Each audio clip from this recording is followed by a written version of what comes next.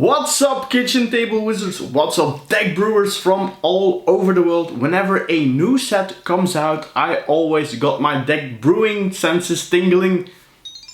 I always am happy, and especially when they're older, wacky cards that are reprinted and then they drop down in value so you can scoop them up for cheap and make a nice budget deck with them.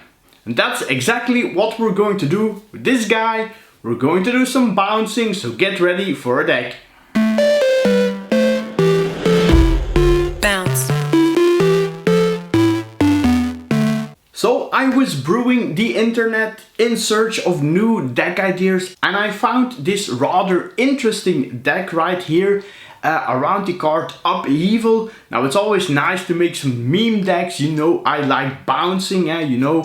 If you've seen my otter deck, you really know I like bouncing. But I do think that $750 for a meme deck, yeah, that's a bit too much, yeah. So I took up the challenge, and we're going to build a budget version of this Upheaval meme deck that's even more fun. Now, before we start bouncing, quick shout out to our partner Cardmarket, the best place to get your unsummons, the best place to get your boomerangs, the best place to get your upheavals, the best place to get your river hoopus. Yes, Sorry about that. They are really the best card market out there, because that's their name. Their name is Cardmarket. And if you want to try out Cardmarket, and if you're new at Cardmarket, really check out the link in the description below, because I have a €5 sign up bonus for you. The only thing you need to do is contact me and I will give you €5 to try out on Cardmarket for free. And at the end of the video, I will also announce a new little contest to win a €10 Cardmarket voucher. But now, let's head into the deck. So the deck we're going to make is a fun budget deck, around $50. And of course, the first card we need to include is 4 copies of Upheaval. So Upheaval costs 6 mana, it's a sorcery and it returns all permanents to their owner's hand.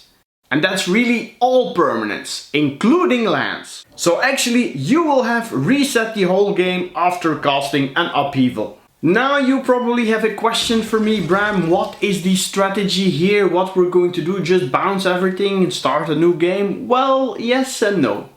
We are going to build up our mana base, we are going to ramp, generate a lot of mana, and then we will cast an Upheaval, but with a lot of mana open. So we can start a new game, but we will do it with a little bit of an edge. And then we will try to destroy our opponent while hitting them with a snowman or an elephant.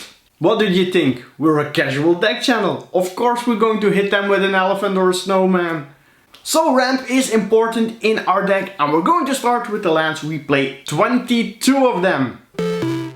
Bounce. And we will be bouncing in the snow. So we play 9 snow-covered forests and 5 snow-covered islands. Having forest is important in this deck, but we also need 2 blue mana to cast our Upheaval. So this Rimewood Falls is a 4-off in the deck as well. Then we also play 2 Evolving Wilds and 1 Tower, in case you bounce too much and you don't want to discard. Now onto some ramp. We are going to need to get our huge amount of mana to play our Upheaval. Bounce. You probably noticed we play some snow-covered lands. And I did this so I can play a mix of Arbor Elf, Sculptor of Winter and Rime Tender. They all act as mana elves that can untap our lands, and this is very useful when you also play some land auras, like this Wolf Willow Haven and Gift of Paradise. So one land can give us 2 or even 3 mana when it's enchanted with both auras. Yorn, God of Winter, is okay in the early game, but when you get him out before your opponent can rebuild after an Upheaval, he will generate an absurd amount of mana. Azusa, Lost But Seeking, is also the card you want to have to replay your lands after a big Upheaval. And Growth Spiral has a similar effect and also draws you an extra card. Lotus Cobra also adds additional mana, and it works well with Growth Spiral, Azusa and Evolving Wilds. Also extremely useful in our deck is this Garruk. He can untap some additional lands to ramp, and after an upheaval he can start making beasts. With 13 forests in our deck, I think it's also a good idea to play this Nissa. Together with our mana dorks, she helps us generate a ton of mana. Now, after we restarted the game with an upheaval, it's time to smash our opponent in the face. Bounce. The first non-mana creature is this 2-drop called Jolrael. Design-wise, she is in my top 5 cards to come out core 21, and in this deck she finds a home, not only because we have enough card draw to have her create some cats, but also because after an upheaval you can play a bunch of mana dorks and Jolrael, and on the next turn attack for lethal with her second ability. Another very cool fit for this strategy is Cosima. You can exile him at the beginning of your upkeep, and when you play a land, he can start saving up counters for cards and +1/+1 counters. And the upheaval won't have an effect on him as he's exiled, and he will come back as a super big god creature and draw you a lot of cards. Now the card also has a backside, it's a boat that has a dolphin. Not really more to say about this one. But I do have something to say about this all-star. Eternal Witness can get back an upheaval or any other card when it comes into play. And you can even decide to play this version from Modern Horizons. It's a little bit different, but it also fits well in the deck. Now I told you we are going to smash face with elephants, we are going to smash face with snowman. Let's go! Kazandu Mammoth works great with Azusa, Evolving Wilds and Growth Spiral, and it also can act as our 22nd land. For our snowman I went with this Abominable Treefolk, which is often a 5/5 that taps down creatures, pretty useful after an upheaval. Now the Kazandu Mammoth is not really an angry elephant, but there's also Battle Mammoth. And in this deck I really like the foretell mechanic, because after an upheaval you can have this big elephant with trample for only 4 mana. This is another weird creature in our deck, but after a late upheaval it's pretty good. And it also synergizes well with Jolrael. And if we're making a ton of mana, why not include this guy? It's a 5/5 that can protect itself, and it can even have you play Upheaval for only a 1 mana if you're lucky. And after you played your Upheaval, you can also play the backside to put all the lands in your hand back into play with the Journey of Oracle. And this is probably the coolest sequence you could do in this deck.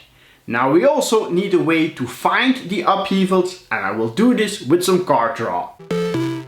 Bounce. Behold the Multiverse, Eureka Moment and Harmonize all fit really well in the deck. And although this is not a real card draw spell, it can search for an Eternal Witness or give you some life versus an aggro deck. Or put a land back on top of your opponent's library after an upheaval.